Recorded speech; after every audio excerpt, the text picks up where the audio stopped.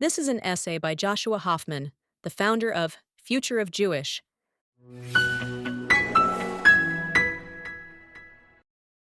For decades, diaspora Jewish institutions have tried to teach young Jews why Israel matters. They teach the Holocaust. They teach the wars. They teach the founding of the state, the ingathering of exiles, the dangers of anti Semitism, and the necessity of Jewish self defense. They explain that Israel is the only Jewish state, that Jews have lived in the land for thousands of years, and that without Israel, the Jewish people would once again be dependent on the goodwill of others. All of this is true, and much of it is failing. The problem is not that diaspora Jews are teaching falsehoods about Israel. The problem is that they are teaching Israel in the wrong order, through the wrong emotional language, and with the wrong understanding of how people form attachments in the modern world. We teach young Jews why Israel must survive before showing them why Israel is worth loving. We teach Israel as a historical necessity, a geopolitical argument, and an emergency shelter. We rarely teach it as a place overflowing with things they might actually enjoy. Israel education in the diaspora has become overwhelmingly defensive. It is designed to answer accusations, prepare students for hostile campuses, explain wars, rebut propaganda, and justify Israel's existence. Even though the lessons are historically accurate, the experience can feel like a permanent briefing. Here is what happened to the Jews. Here is why we needed and still need a state. Here's who tried to destroy us. Here is who is trying to destroy us now. Here is what you should say when someone calls Israel colonialist. Here is what you should say when someone accuses Israel of apartheid. Here are the facts. Here are the dates. Here are the maps. Here are the talking points. By the time many young Jews encounter Israel as adults, Israel has already been presented to them as a burden they are expected to defend. They have been recruited into an argument before they have been invited into a civilization. That is backwards. The old model of Israel education depends heavily on obligation. You should care about Israel because you are Jewish. You should visit Israel because your grandparents dreamed of it. You should support Israel because Jews need a safe place. You should learn about Israel because anti Semitism is rising.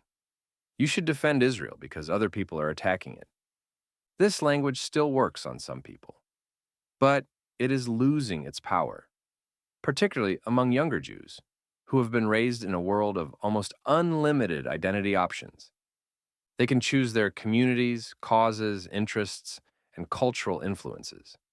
They can learn Korean words through music, develop an interest in Italian cooking through social media, follow English football clubs they have never seen play in person, and become emotionally invested in fictional worlds created by Japanese animators. Their identities are no longer shaped exclusively by family inheritance or institutional expectation. They are shaped by fascination. Yet diaspora Jewish organizations continue to present Israel as something closer to an assignment. The underlying message is often, you may not find this interesting, but it is important, which is a disastrous starting point. Anything taught primarily as a duty will eventually be experienced as a burden, and anything experienced as a burden will be abandoned as soon as the social pressure to carry it disappears. Israel cannot remain central to Jewish identity if young Jews encounter it mainly as homework. The goal should not be to make Jews feel guilty for failing to care. The goal should be to give them something worth caring about. For many diaspora Jews, the doorway into Israel is catastrophe. Skyrocketing anti Semitism across Europe, the Middle East, and North Africa leads to Jewish immigration to the land of Israel. The Holocaust leads to the founding of the state. The founding of the state leads to war.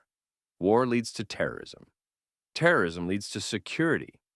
Security leads to the Israeli-Palestinian conflict. The conflict leads to campus activism. Campus activism leads to the need for better advocacy.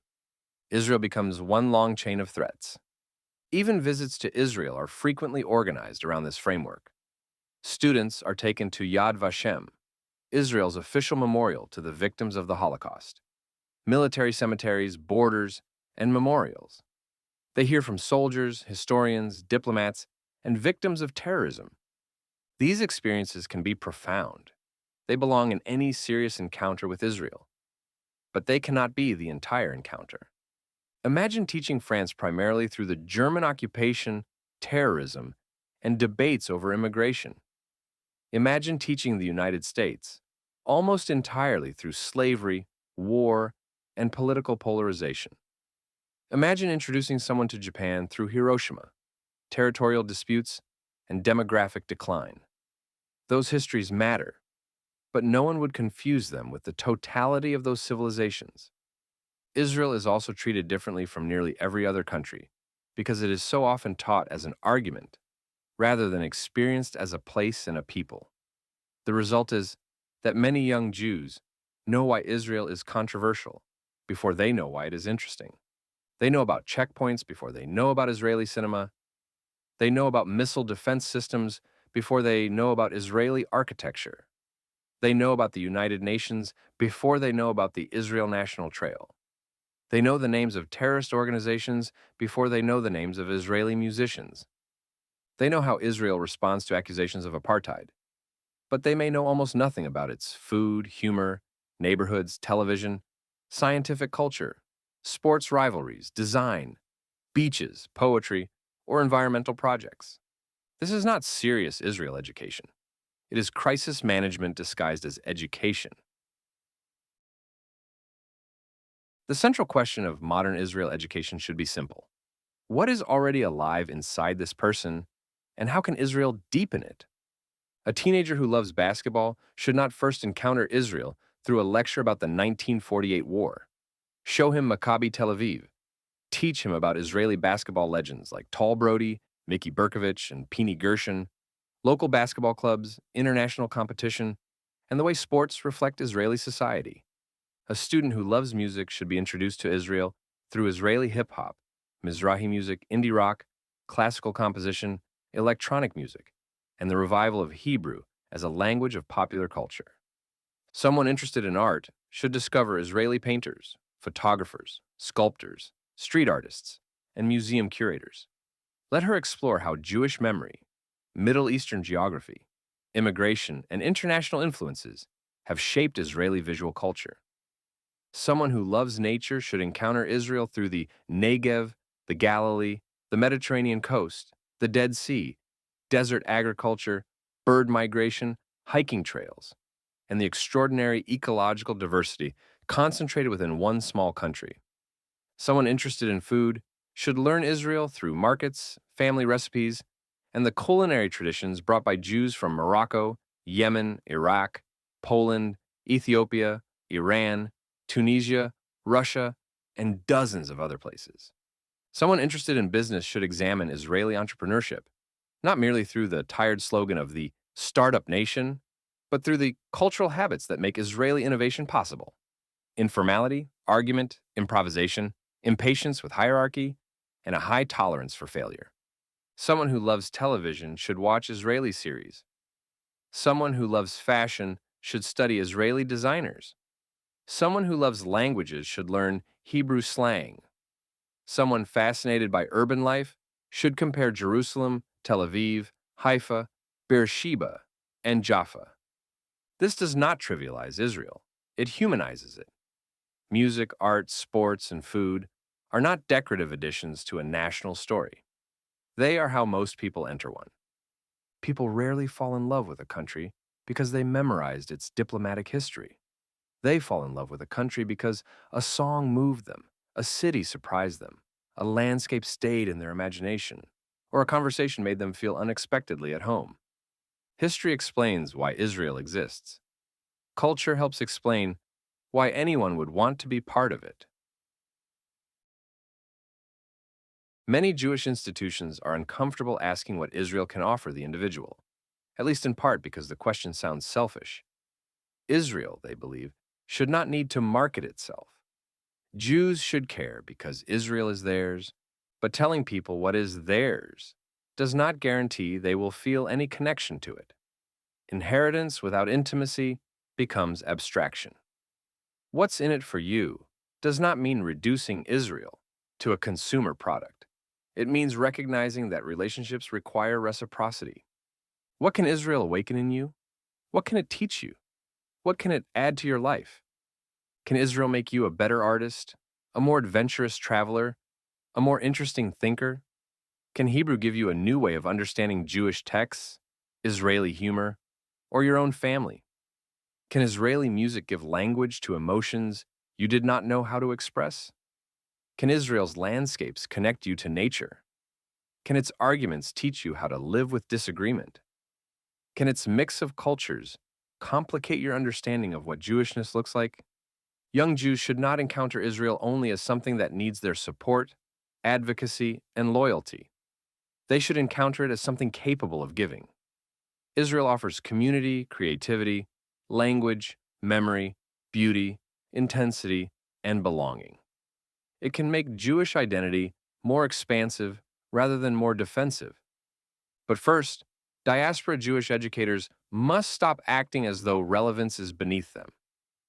Relevance is not pandering. It is the beginning of education. Diaspora. Jewish education frequently jumps between two versions of the country.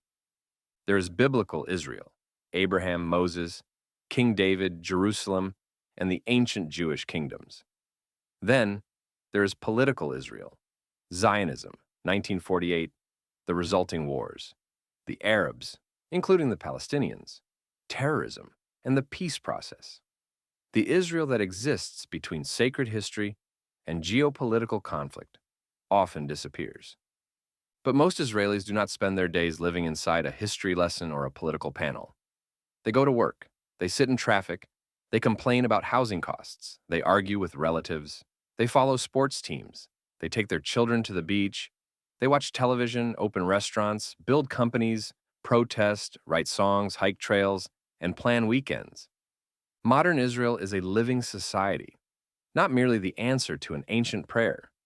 To teach modernity is to teach Israel as it is being created now. It means teaching new Hebrew words, not only biblical ones. It means examining what Israelis are building, watching, reading, wearing, and debating. It means introducing young Jews to contemporary Israeli voices, rather than presenting a polished institutional version of the country.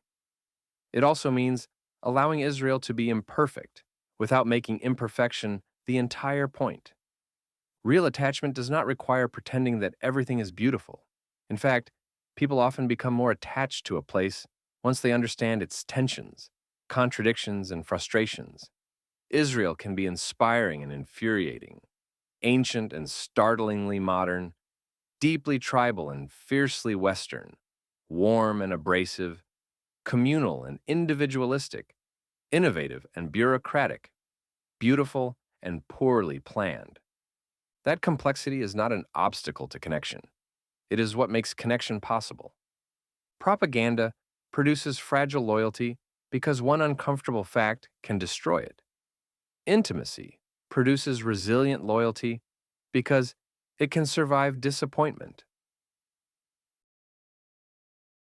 Many diaspora organizations have spent enormous resources preparing Jews to defend Israel, but people do not defend what they have merely been instructed to defend. They defend what has become personally meaningful to them. Advocacy without attachment creates exhaustion. A student may memorize the correct answers about Zionism, borders, refugees, and international law. But when that student enters a hostile social environment, facts alone may not be enough. If Israel exists only as a political position, abandoning that position can become the easiest way to gain acceptance. It is much harder to abandon a place that has become part of your emotional world. A young Jew who loves Israeli music will continue listening even when Israel is unpopular. A young Jew who has close Israeli friends will understand that the country cannot be reduced to slogans. A young Jew who has hiked through the Galilee, learned Hebrew, cooked a family recipe, or spent a summer working in Tel Aviv possesses something deeper than talking points. Knowledge may win an argument. Attachment survives one. This is why culture must come before combat. Experience must come before advocacy. Curiosity must come before obligation. First, show them the country. Then teach them how to defend it. The future of Israel education will not be one standardized curriculum delivered to every Jewish child. It will be personalized. A Jewish institution should know what its students already care about and build pathways into Israel from there. An Israel program for athletes should not look like an Israel program for filmmakers. A program for environmentalists should not look like one for entrepreneurs. A teenager interested in archaeology should be given a different doorway from one interested in nightlife, dance, or medicine. The destination may be the same, but the entrances should be different. This requires Jewish educators to abandon the idea that there is only one serious way to teach Israel. A song can be serious, a football rivalry can be serious, a television drama can be serious, a hiking trip can be serious, a cooking class can be serious. These experiences become educational when they open larger questions about language, history, migration, identity, and society. Because Israel should also be taught as a possibility, a place you might visit, study, create, invest, volunteer, work, live, or a language you might speak, or a culture you might help shape, or a society in which you are not merely an observer. Young diaspora Jews should not be told only that Israel needs them. They should be shown that there may be a version of themselves waiting for them there. Perhaps it is a more confident Jewish self, a more creative self, a less apologetic self, a self who experiences Judaism, not only in synagogues and institutions, but in streets, music, friendships, landscapes, and ordinary life. That is the promise that much of diaspora education has neglected.